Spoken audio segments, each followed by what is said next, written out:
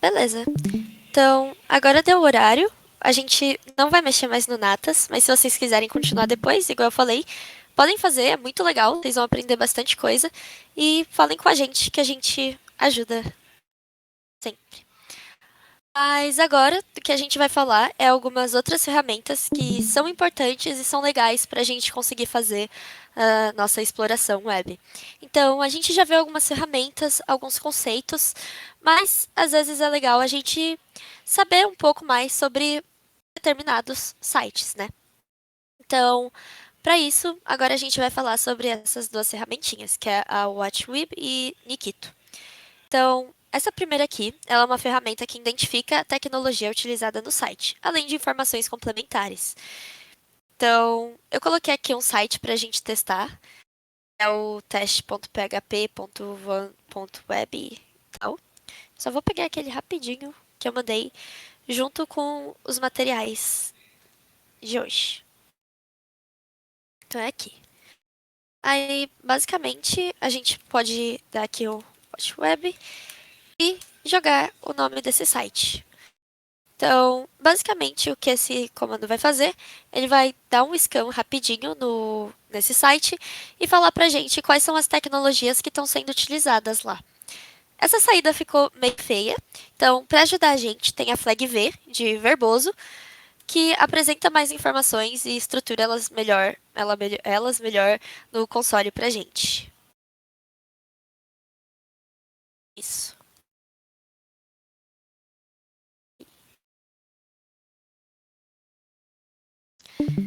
Top.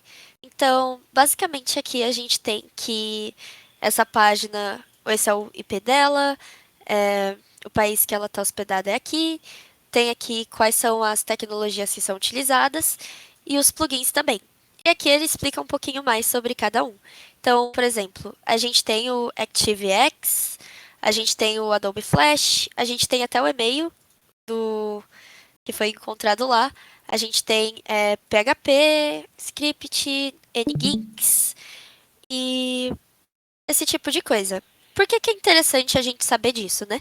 A Lara ela vai explicar daqui a pouquinho, mas existem alguns tipos de vulnerabilidades e essas vulnerabilidades a gente consegue pegar principalmente por quais tecnologias estão usando. Então, por exemplo, se tem um site que é em WordPress, a gente pode pesquisar por vulnerabilidades WordPress, dependendo da versão.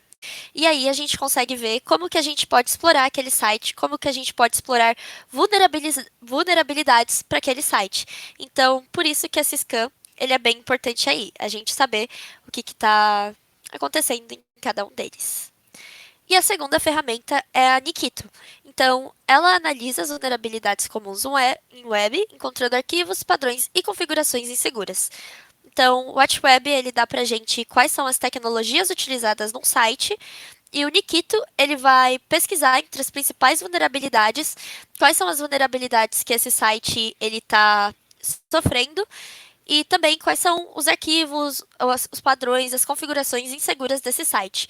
Então, é legal, tanto quando você quer explorar um site, as vulnerabilidades desse site, tanto quanto quando você quer é, saber se o seu site está seguro o suficiente. Então, tem algumas flags aqui. A WH, ela define o host para fazer scan. O WO exporta o output. Então, a saída desse comando a gente consegue jogar num arquivo. E o tracinho SSL é para escanear sites HTTPS, que é um protocolo de segurança da rede. Então, a gente testar aqui, de novo nesse site, né? Então, a gente tem o Nikito aqui e teste PHP, ponto, tá, tá, tá, tá. E aí ele vai fazer esse scan pra gente. Então, basicamente ele também mostra algumas informações. Então, qual é a porta que a gente está explorando? Isso talvez vocês lembrem um pouquinho do encontro aberto de redes. Qual é o IP? Qual é o hostname do nosso target, do nosso alvo? Qual servidor ele está utilizando? E aqui ele está mostrando também algumas das configurações inseguras que tem dentro desse site. Então, por exemplo, o anti-clicking jacking X frame options header não está presente. Inclusive, aqui também tem algumas das coisas que são inseguras. Ele explica o porquê de ser inseguro. Então, por exemplo, esse header ele pode dar dicas para o user agents para proteger contra algumas formas de XSS. E esse tipo de coisa. Então, ele vai testando para várias das principais vulnerabilidades e principais padrões inseguros que o site pode ter. E vai mostrando pra gente. Então, isso que tá aparecendo. Tem aqui, inclusive, alguns links que a gente pode visitar depois para ver mais sobre esses problemas que ele está encontrando.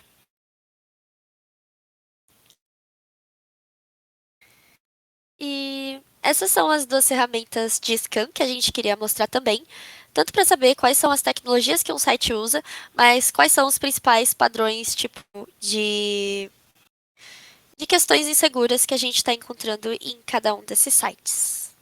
Aí agora, se você já pode ir, Lari. Posso? Eu ia só pedir pra você continuar compartilhando a tela pra mim, por favor. Posso sim, um minutinho. Então a gente primeiro vai falar de CVE. A gente já falou de CVE? Não falou, né? Falamos de CVE. Não, né? Não. Então, CVE é uma sigla para Common Vulnerabilities and Exposures, que é basicamente vulnerabilidades e exposições comuns. O que isso significa? Como a Mayu falou, a gente consegue descobrir qual que é o sistema que está funcionando, a versão do WordPress e tudo mais. E qual é um dos motivos dessas coisas sempre receberem atualizações? Um dos motivos é falha de segurança. Óbvio que tem outras melhorias e tudo mais. Mas o hacker, ele tá sempre, seja ele malvadão, bonzinho, ético e tudo mais, ele tá sempre tentando encontrar brechas de segurança para ver onde ele consegue se infiltrar ali, né? Explorar aquela vulnerabilidade. Então, existe essa CVS, que é uma lista pública, tipo um grande catálogo de vulnerabilidades, falhas de segurança que elas são denunciadas. Então, elas recebem um número de identificação e uma pontuação, né, de 0 a 10, que indicam se elas são mais graves ou não.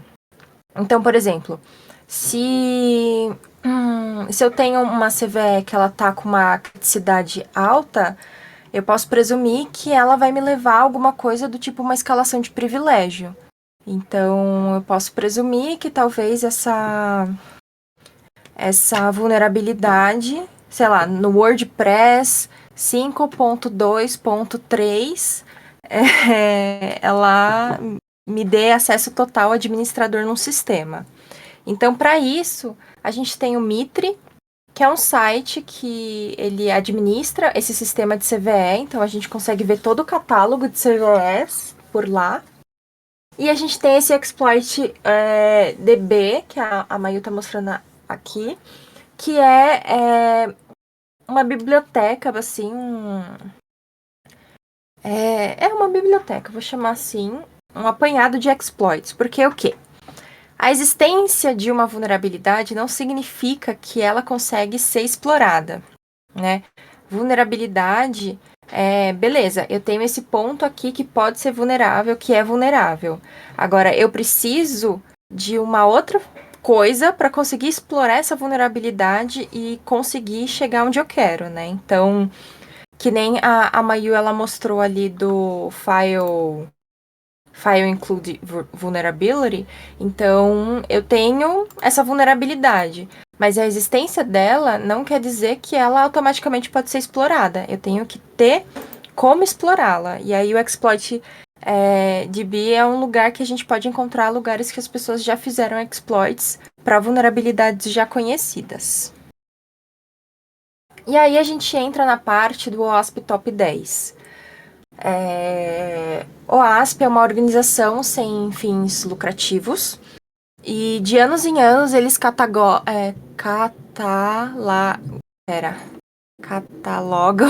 Logo, isso. Desculpa. Eles catalogam as 10 vulnerabilidades mais comuns em sistemas webs. A última atualização. Desculpa. A última atualização que eles fizeram foi no final do ano passado, né, em novembro de 2021. E tiveram mudanças bem significativas, de coisas mudando de posição,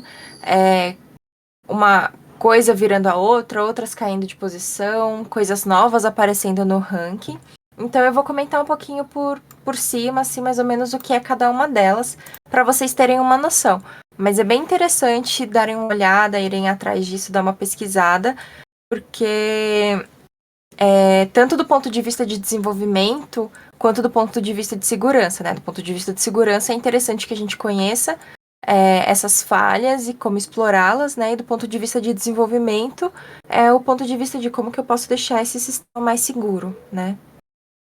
Então, a gente tem esse Broken Access Control, que é a quebra de controle de acesso ou controle de acesso quebrado. Ele já estava no ranking anterior, mas ele não estava em primeiro lugar como ele está agora.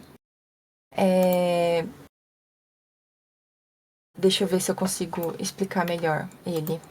Eu não... dá tempo. Então, basicamente, ele vai... Como eu posso explicar isso, meu Deus? Só um minuto.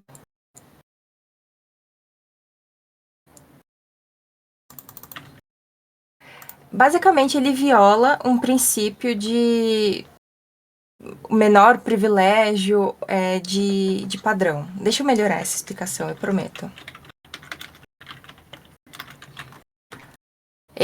Tem alguns que eu tenho muita dificuldade para explicar, gente. Então, basicamente, quebra de controle de acesso, né?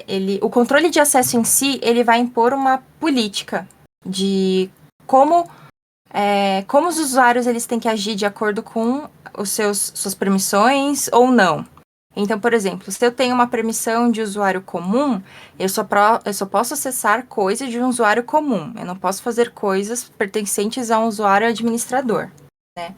Então, essas falhas, elas levam à divulgação, modificação ou até mesmo, destruir informações não autorizadas, né? Então, quebrar o controle de acesso é basicamente eu conseguir acessar informações que o meu usuário não deveria acessar e a partir disso eu conseguir manipular essas informações. Deu para entender? Me embolei aqui, né? Desculpa. As falhas criptográficas, elas sofreram uma alteração. Antes elas eram exposição de dados sensíveis, e aí agora ela foi renomeada dessa forma, e ela também aumentou de posição. Antes ela estava em terceiro lugar, agora ela está em segundo. E é basicamente falhas criptográficas, principalmente relacionadas a dados, senhas. Acho que o pessoal que acompanhou o encontro de criptografia na semana passada tem uma certa noção. Mas basicamente é isso. Falhas de criptografar informações sensíveis, dados sensíveis em especial. Injeção. Antigamente a gente falava muito de SQL injection, sendo um pouco mais específico, mas injection pode ser feito de várias formas. E uma alteração que eles fizeram é que tinha uma outra vulnerabilidade, que era cross-site scripting, que antes era fora e agora está dentro dessa parte de injeção. E o que é isso? Basicamente eu conseguir injetar algum tipo de código, de trecho de código e conseguir extrair informações. Então, quando a gente fala, por exemplo, de SQL injection, SQL eu não sei se eu posso chamar de linguagem, mas é uma linguagem de consulta muito comum em bancos de dados. Então, eu consigo, a partir de, não sei, um formulário, eu consigo certo acesso ao banco de dados e injetar algum comando lá para eu conseguir esse acesso a informações do banco de dados interno. Esse é um exemplo do que pode acontecer na injeção de SQL. Depois a gente tem design inseguro, que é uma categoria nova, que são riscos relacionados a falhas de design e arquitetura. Então, isso tem diretamente ligado com a parte de desenvolvimento, né? Então, isso pode incluir falta de proteção para dados. Então, aquilo que a gente falou também, falhas criptográficas. Então, de repente, eu tô lidando com uma senha, mas eu não tô fazendo uma chamada de hash, alguma coisa assim. Eu tô gravando em TXT, por exemplo, que é extremamente perigoso. Problemas de lógica de programação, exibição de conteúdos que revelam informações confidenciais. Então, como a Mayu mostrou no Natas, de vez em quando a gente consegue encontrar informações no código-fonte. Isso não deveria acontecer, né? Nesses comentários, de vez em quando tem credenciais que podem, né, ferrar o sistema todo. Então, isso tudo está dentro dessa parte de design inseguro. Depois a gente tem configuração insegura. Security Misconfiguration, que é, assim, é um pouco parecido do que a gente falou um pouco antes do design inseguro, mas não tem tanto a ver com o design do código, mas uma questão de configuração mesmo. Eu não sei se ficou tão claro a diferença entre um e outro. Mas coisas que podem estar dentro dessa parte de configuração insegura pode ser tipo falta de proteção de aplicativos ou permissões configuradas de forma errada, por exemplo, em serviços de nuvem, recursos que são desnecessários, mas que eles estão ativados ou eles estão instalados, tipo algumas portas que elas não estão sendo utilizadas, serviços, algum usuário com privilégio desnecessário, isso também entra dentro de configuração insegura. Contas padrão e suas senhas habilitadas e inalteradas, então, tipo, admin 1, 2, 3, 4, 5, 6, esse tipo de coisa, entra dentro dessa configuração insegura.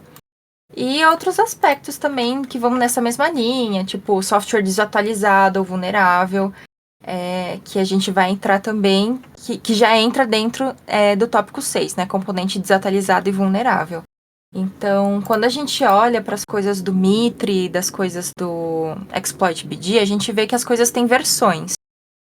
Então, se a gente, por exemplo, teve um tempo atrás que teve um problemão com uma biblioteca Java, e tava todo mundo doido por causa disso. Provavelmente, assim que eles ficaram sabendo disso, eles lançaram uma atualização e consertaram tudo. Só que muitas pessoas podem não ter atualizado essa biblioteca. E isso pode levar à exploração da vulnerabilidade que já é altamente conhecida, né? Então, essa coisa do componente desatualizado, vulnerável, é um ponto de atenção. E aí também do ponto de vista de desenvolvimento é sempre interessante ficar atento a essas atualizações, né? Às vezes pode quebrar uma coisa aqui, mas é muito melhor gastar esse tempo atualizando bibliotecas e tudo mais do que ter que lidar com algum tipo de falha grosseira, assim, de segurança. Tudo bem até aqui?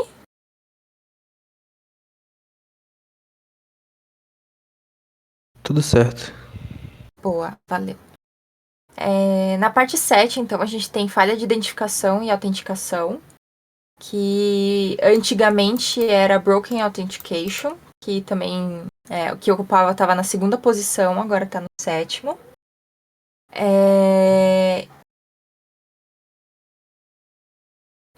Falha de identificação e autenticação. E basicamente é uma falha ali naquele momento de confirmar se o usuário é ele mesmo, autenticar isso, fazer um gerenciamento de sessões. Então, coisas que têm a ver com essa vulnerabilidade, por exemplo, ter um sistema que permite força bruta ou ataques automatizados. Então, sei lá, um site deixa você errar a senha, não tem nenhum tipo de verificação de você é um robô. E não que isso seja 100% certeiro nas vezes, né? Tem alguns jeitos. Eu não sei se ainda dá, mas já teve jeitos que dava pra burlar, né? Então, tudo que tenha a ver com isso, sem as padrões que são fracas, que elas são conhecidas. Então, tipo, de novo, admin, senha 123, 123456. Eu não sei se comentaram, mas tem, por exemplo, uma lista de senhas mais comuns, que era a Rockio. Então, sempre dá uma olhada. Assim, a gente nunca recomenda usar nenhum tipo de senha assim. O Waits, eu vou falar por nós todos, a gente recomenda muito fortemente o uso de gerenciadores de senha. E que vocês não reutilizem senhas, tá? É muito perigoso reutilizar senhas, porque se acontece algum tipo de vazamento, a pessoa pegou seu e-mail, pegou a sua senha, e se ela tentar essa senha em vários outros lugares, ou sites que você tenha conta, é bem alta a chance dela conseguir, né? Então, é sempre bom ficar atento a isso, mas a falha de identificação e autenticação é quando um sistema ele permite esse tipo de coisa, senhas fracas, permite força bruta, não tem autenticação multifator, ou não tem, ou é ineficaz, expõe algum tipo de identificador de sessão na URL, a gente viu que muitas coisas a gente pode ver na URL, ter algum tipo de informação, né? Então, é bem very complicated também essa parte. No próximo, a gente tem falha de software e integridade de dados. Antes, ele tinha o nome de... Deixa eu ver. Insecure Deserialization. Não perdoem. Sorry for my bad English. Entendeu? Mas é uma categoria nova que englobou essa parte antiga, né? Que ela basicamente fala pressupõe suposições assim relacionadas a atualizações de softwares, dados críticos, pipelines, e sem verificar a integridade disso, né? Então, não sei se ficou muito claro. Deixa eu tentar explicar de uma outra forma. Assim, são vulnerabilidades que elas estão relacionadas a uma parte de código e infraestrutura que elas não protegem contra a violação de integridade. Então, quando a gente fala dos pilares da segurança da informação, um deles é a integridade, né? Então, a gente tem os principais, né? A gente tem confidencialidade, integridade e disponibilidade. A integridade, ela vai garantir com que uma mensagem chegue de A a B da forma que ela foi escrita, que ela foi dita. Então, essa vulnerabilidade, ela não garante que os dados cheguem de A a B da forma que eles deveriam chegar. Monitoramento de falhas e registros de segurança. Se eu não me engano, essa é uma categoria que ela já existia, e agora ela tá em 9ª posição. Antes ela estava em 10º, e aí agora ela aumentou um pouquinho. Então, o que essa categoria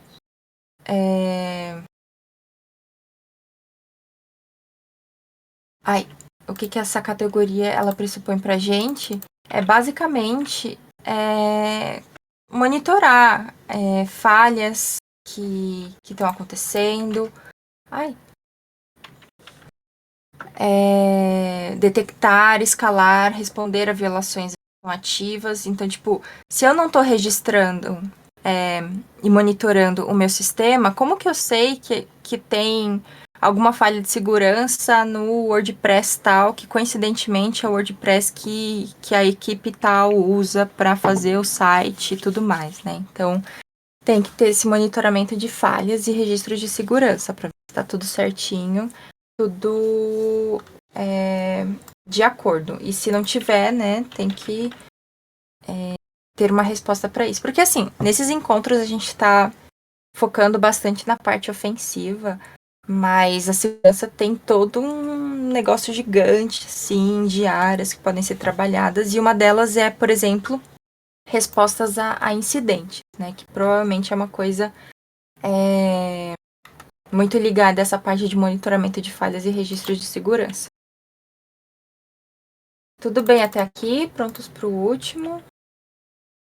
Assim, lembrando que, tipo, o grau de importância é do primeiro pro último, né? Então, não de importância, né? De ocorrência, né? Então, a gente tem que quebra de controle de acesso é uma coisa que aconteceu muito nesse período estudado e esses últimos um pouco menos. Então, essa foi uma categoria adicionada recentemente. E ele foi adicionado porque eles estavam identificando uma taxa de incidência meio baixa, assim, em relação à cobertura de testes, e que tinham classificações de potenciais de exploração e impacto alta. A gente está falando aqui de falsificação de solicitação do lado do servidor. Então, esse tipo de falha, ela acontece sempre que um aplicativo web está buscando algum recurso remoto sem validar o URL pelo usuário. Então, o servidor via web está recebendo, né, uma requisição e ele não verifica o URL.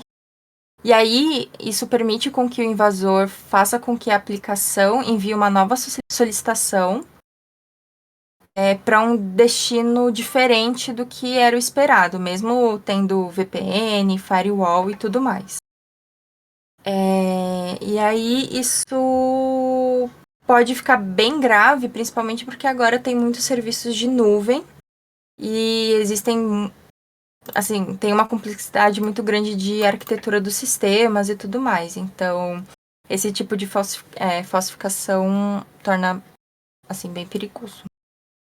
Eu não sei se ficou muito claro, eu me embolei em algumas coisas, porque realmente alguns eram bem novos e a maioria mudou de nome, então não estava tão familiarizada. Mas alguém tem alguma dúvida? Eu sei que é um pouco complexo e fica um pouco abstrato, porque aí eu chego aqui, eu falo esse monte de nomes, eu faço essas explicações genéricas e aí fica difícil, tipo, beleza, mas como eu faço isso na prática?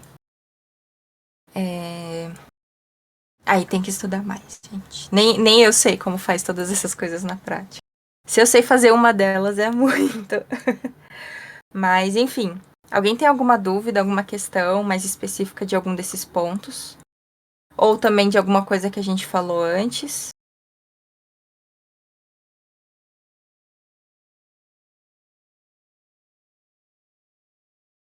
O silêncio é não. Acho que por mim tá tudo bem. Então. Então é isso, galeros. A gente colocou aqui as linhas, os desafios. A gente tem alguns também de OS Int, tem uma salinha do Mitre para aprender a mexer, assim, que nem sempre é uma coisa muito intuitiva. A gente tinha deixado também umas indicações de livros, então tem um handbook de aplicações web e tem esse Hacker Playbook 3, que ele pega várias fases aí de pentest.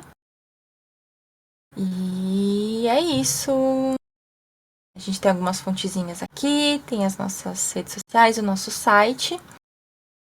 Esse é o nosso último encontro, né, dessa leva. Eu espero que vocês tenham gostado. Se ficou alguma dúvida, vocês podem falar aqui agora, vocês podem guardar para fazer depois, vocês podem mandar pra gente por privado também, se forem tímidos, não tem problema nenhum. Sim.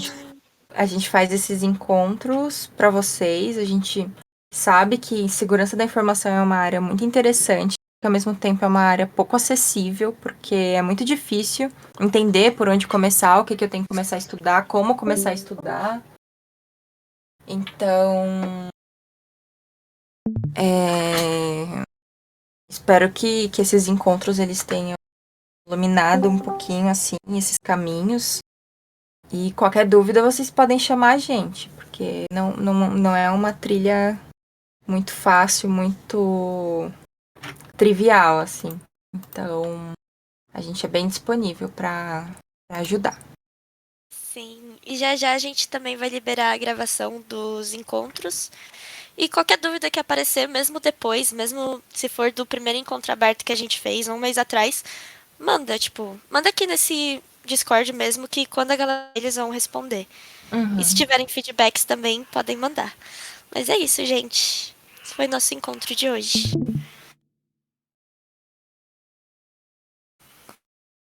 Alguém tem alguma dúvida?